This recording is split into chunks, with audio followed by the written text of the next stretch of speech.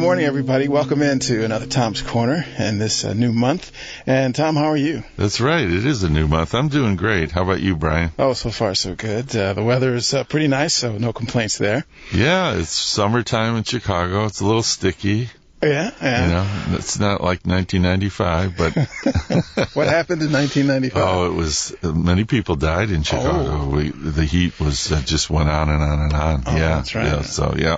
Okay. I think back to that time, and Mayor Daley would get on there and, people, this is Chicago. It's the summertime.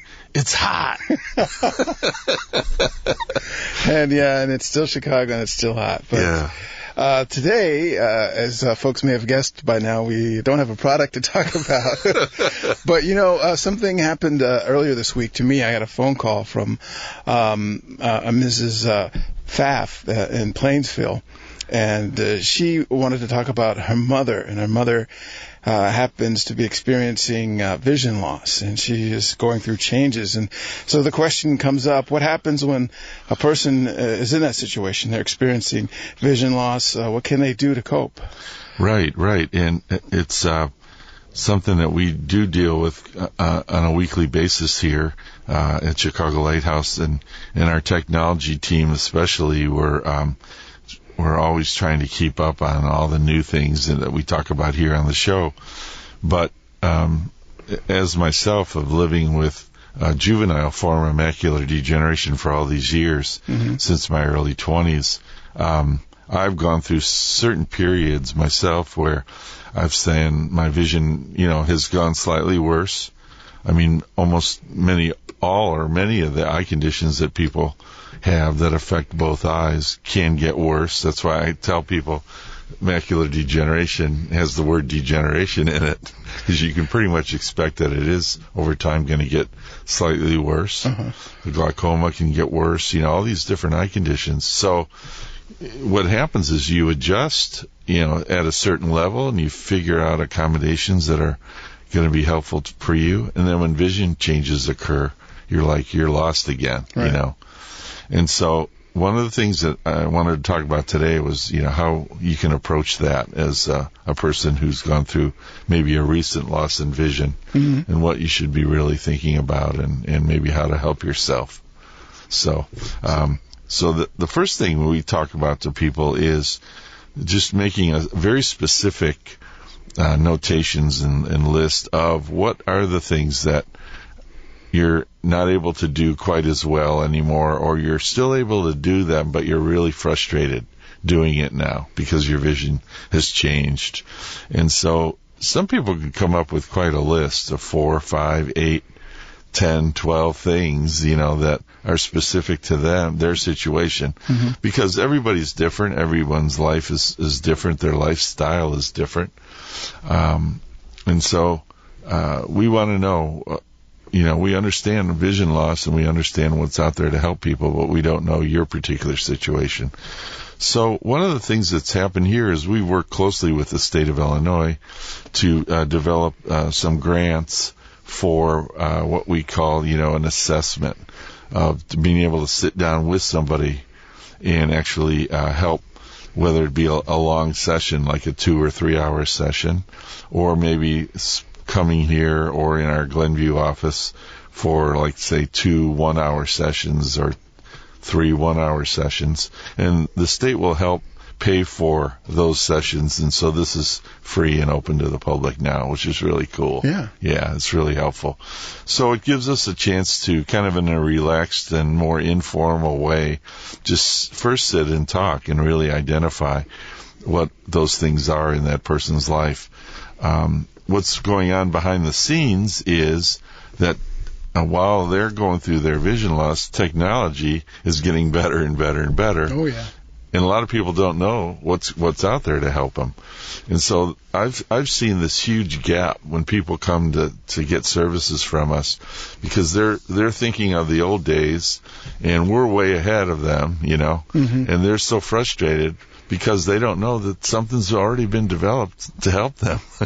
And so sometimes it's very simple for us to say, oh, do you know about this product or whatever, and we might show and demonstrate that.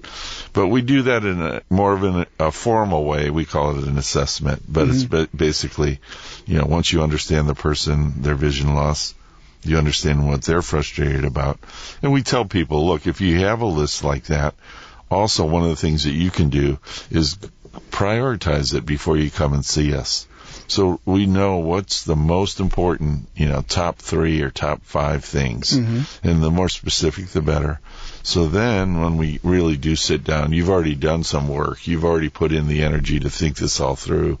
And then we can help you clarify and then introduce new technology to help. And I just can't believe there's so many things now that keep coming here every month. From around the world, new products, new situations. And we've seen that on this show. Yeah, and we always try to highlight that. I think it gives people hope, and it gives people the ability to think about that. The other thing I think that maybe some people don't ever think about is challenging themselves to do something that they've never done before. Like, why not learn how to use an iPad? Why not learn how to use a cell phone if you've never used one before? Right. Why not learn a little bit about the computer? Our program here for seniors, I was in there the other day, just stuck my nose in the room, and here's all these seniors. There's like 12 of them. They're all at different stages of learning the computer and being able to use the computer to do things that a visually impaired person for everyday living, like being able to look at clothing or shopping, or to log on to Peapod to order some groceries and have them delivered if you live in the city, right? That's right. All these things that are hard for blind or visually impaired people to do, a computer can really help. So I think you should always challenge yourself, even though you're losing vision and you're going through a frustration situation. Don't limit yourself as to what else could be available. So part of the assessment might be just planning for, maybe you're not ready now, but maybe in 6 months, this is my goal. Maybe I want to try to learn how to use a smartphone. Maybe I want to try to learn how to read books with a Victor Reader Stream. Right. All those kinds of things too. So don't limit yourself is what I always say. Right. Yeah. And if you go on the internet, you'll be able to see the technology blogs that Tom and his team puts together and all of that good information. There's a whole world out there that can be explored. That's right. YouTube is our channel too. YouTube.com/CHI Lighthouse. You'll see videos. We put up another new one this week. You'll see videos of all these new products or new ways to accomplish old tasks that maybe you're frustrated with, right, which is really good. Our store, technology blog, as you mentioned, is clhtech.blogspot.com. I know we're headed sometime in the fall to a brand new website for Chicago Lighthouse, right, which is going to have all kinds of new features to it. So stay tuned for that. But if you need help on particular products, you can call the retail store, also 1-800-919-3375. 1-800-919-3375. If you'd like to really come in and have a technology assessment, as we talked about, probably call Sandra. She makes a schedule for myself, Eric, or Luke. And Sandra's number is 312-997-3677. And in Glenview, why don't you call Melissa, who's the director there. Melissa will be able to schedule a time.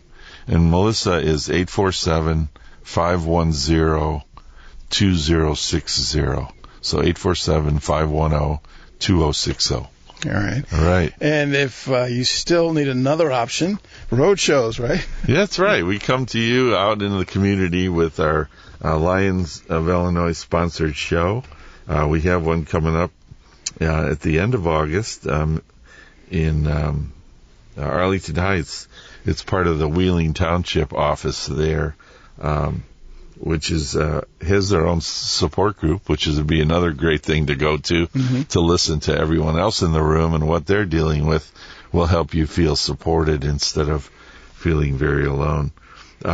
So we're going to be there on Thursday, August 27th from 10 in the morning until 3 in the afternoon. It's an open house. It's free to the public. It's over 200 items on display with the expertise of our staff who can guide you as to what's out there to help you. So please come to our road shows. It's free, open to the public.